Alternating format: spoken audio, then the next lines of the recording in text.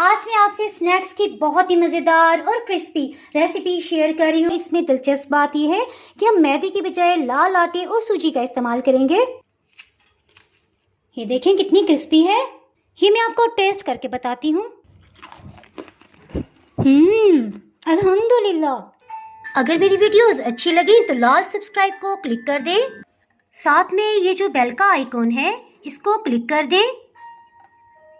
इसको क्लिक करने से आपको मेरी हर नई वीडियो का नोटिफिकेशन सबसे पहले फ्री में मिलेगा। बिस्मिल्लाहिर्रहमानिर्रहीम जी रेसिपी को स्टार्ट करते हैं। 3 दरमियानी साइज के आलू ले लिए हैं, इन्हें उबाल लिया है और छिलका उतार के इन्हें मैश कर लेंगे ऐसे कि इनमें किसी किस्म के लम्स ना रहे।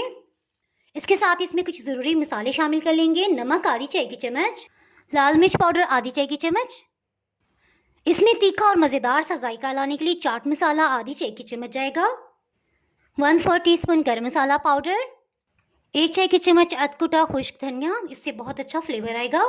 एक दफ़ा इन सबको अच्छी तरह से मिक्सअप करेंगे। उसके साथ ही हीट को ऑन कर लेते हैं। हीट को मीडियम लो रखेंगे। 3 खाने वाले चम्मच इसमें कुकिंग ऑयल जाएगा, 3 खाने वाले चम्मच इसमें बेसन शामिल करेंगे। इसे यकसा मिक्स करते हुए भून लेंगे। ये क्वेश्चन कैसे कितनी देर भूनना है, जैसे इसमें से अच्छी सी खुशबू आने लग जाएगी सो इसे भूनना बंद कर देंगे। बेसन को भूनते हुए तकरीबन 2.5 मिनट हो चुके हैं। देखिए हल्का हल्का सा गोल्डन कलर आ रहा है और बेसन भुनने की बहुत ज़बरदस्त खुशबू आने लगी है। सो इस स्टेज में आलू के मसाले को शामिल कर देंगे। अच्छी तरह से मिक्सअप करते हुए तकरीबन 2 मिनट तक भून लिया। इसके साथ ही हीट को ऑफ कर देंगे और इसके लिए डो को तैयार कर लेते हैं।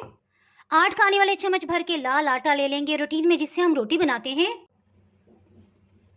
इसे करारा और क्रिस्पी बन देने के लिए 2 खाने वाले चम्मच सूजी जाएगी, 3 खाने वाले चम्मच कुकिंग ऑयल, जायके के लिए नमक आधी चाय की चम्मच, इसे हाज़म बनाने के लिए अजवाइन आधी चाय की चम्मच जाएगी। अगर आपके पास ये ना हो तो आप थाइम लीव्स भी इस्तेमाल कर सकते हैं। इनफैक्ट वो अजवाइन के ही खुश्क पत्ते होते हैं।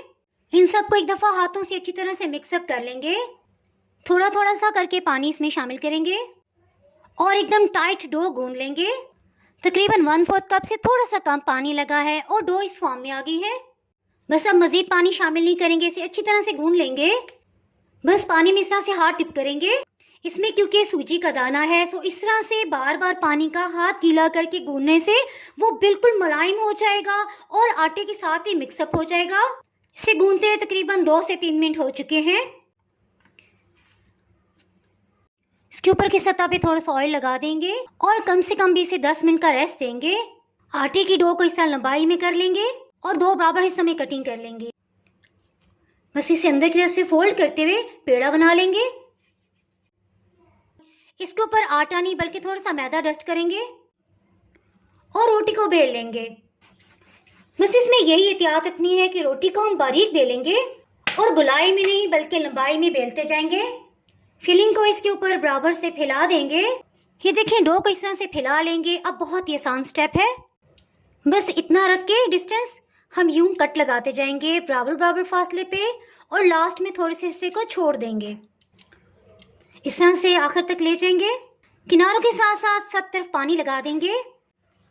बस ये टाइटली रोल करते जाएंगे।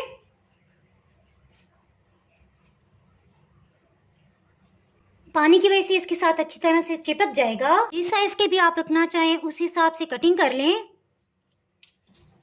तेज छुरी से भी आप आसानी से कटिंग कर सकते हैं। ये देखें कितनी खूबसूरत शेप इनकी आ गई है। आप चाहें तो इसी तरह से इन्हें फ्राई कर सकते हैं और चाहें तो इनकी खूबसूरती में इजाफे के लिए 2 कोनों को पकड़ के इस तरह से प्रेस करें, ये इस शेप में आ जाएंगे। मीडियम लो हीट पे इसे फ्राई कर लेंगे। आलू के मसाले में जो बेसन शामिल किया इंशाल्लाह बिल्कुल भी ये नहीं बिखरेगा ऑयल में जाके। इन्हें फ्राई होते तकरीबन 4 मिनट हो चुके हैं। इन्हें टर्न कर लेंगे। तकरीबन 7 मिनट के अंदर इन पे बहुत अच्छा सा गोल्डन कलर आ गया। सो हीट को ऑफ करके इन्हें निकाल लेते हैं।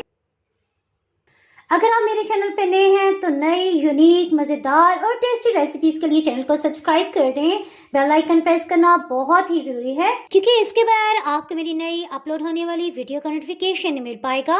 दुआओं में याद रखें, वीडियो लाइक और शेयर करना बिल्कुल भी ना भूलिएगा। इसके साथ ही मैं इजाज़त चाहती हूँ। अल्लाह हाफिज़।